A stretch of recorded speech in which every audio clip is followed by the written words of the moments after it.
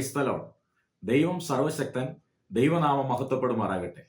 യെശയ്യാവ് 40-ാം അധ്യായം 29 മുതൽ 31 വരെയുള്ള വാക്യങ്ങളിൽ നാം ഇപ്രകാരം വായിക്കുന്നു: അവൻ ക്ഷീണിച്ചിരിക്കുന്നവന് ശക്തി നൽകുന്നു, ബലമില്ലാത്തവന് ബലം വർദ്ധിപ്പിക്കുന്നു.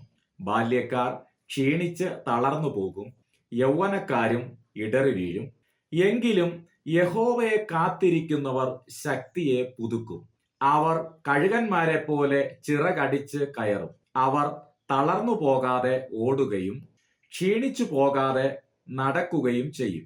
ഈ വാക്യത്തിലൂടെ നാം കാണുന്നത് ക്ഷീണിച്ചിരിക്കുന്നവന് ശക്തി നൽകുന്ന ദൈവത്തെയാണ്.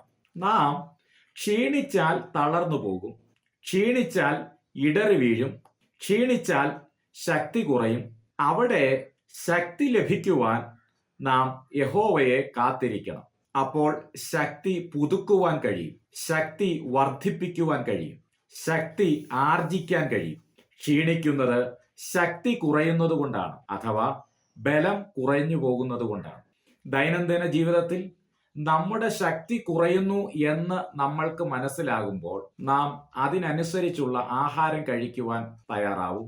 ശക്തി കുറയുമ്പോൾ നാം പലപ്പോഴും പല രോഗങ്ങൾക്കും അടിമയായി മാറും. അതിൽ നിന്ന് അതിജീവിക്കുന്നതിനായിട്ട് നാം ഒരുപക്ഷെ മരുന്നുകൾ കഴിച്ചെന്ന് വരാം. ഇത് എന്തിനാണെന്ന് ചോദിച്ചു കഴിഞ്ഞാൽ ശക്തി പ്രാപിക്കുവാൻ വേണ്ടിയാണ്, ശരീരത്തിന് ബലം ലഭിക്കുന്നതിന് വേണ്ടിയാണ്. ശരീരത്തിൽ ബലമുണ്ടെങ്കിലേ, ശക്തി ഉണ്ടെങ്കിൽ മാത്രമേ നമുക്ക് ജോലി കാര്യങ്ങൾ ചെയ്യുവാൻ കഴിയുകയുള്ളൂ, അഥവാ പ്രവർത്തന നിരതരായി നമ്മൾക്ക് നിൽക്കുവാൻ കഴിയുകയുള്ളൂ.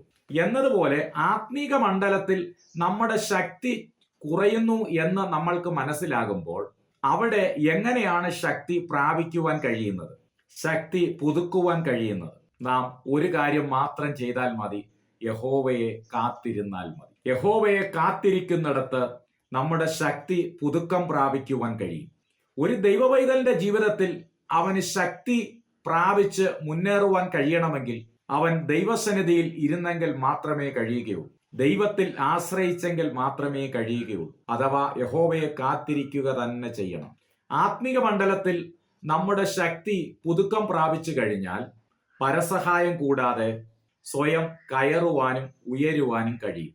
തളർന്നു പോകാതെ ഓടാനും ക്ഷീണിച്ചു പോകാതെ നടക്കാനും കഴിയും. സങ്കീർത്തനക്കാരൻ പറയുന്നത്, ഞാൻ യഹോവയ്ക്കായി കാത്തിരുന്നു എന്നാണ്.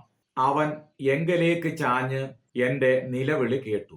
യഹോവയ്ക്കായി കാത്തിരുന്നാൽ അവിടുന്ന് നമ്മിലേക്ക് തിരിയുകയും അവിടുന്ന് നമ്മെ കണ്ട് നമ്മുടെ അവസ്ഥ മനസ്സിലാക്കി നമ്മുടെ നിലവിളിയിലുള്ള ആവശ്യം അറിഞ്ഞ് നമുക്ക് വേണ്ടി അവിടുന്ന് പ്രവർത്തിക്കും. ഹൃദയം ക്ഷീണിക്കുമ്പോഴും ദൈവത്തെ വിളിച്ചപേക്ഷിക്കുക, യഹോവയെ കാത്തിരിക്കുക. അപ്പോൾ ക്ഷീണിച്ച് വരണ്ട അവകാശത്തെ അവിടുന്ന് തണുപ്പിക്കും. ആയതിനാൽ ക്ഷീണിച്ചിരിക്കുന്നവന് ശക്തി നൽകുന്ന ഒരു ദൈവത്തെയാണ് നാം സേവിക്കുന്നത്. ആമേൻ. ഈ വചനങ്ങളാൽ ദൈവം നമ്മെ ഏവരെയും അനുഗ്രഹിക്കുമാറാകട്ടെ.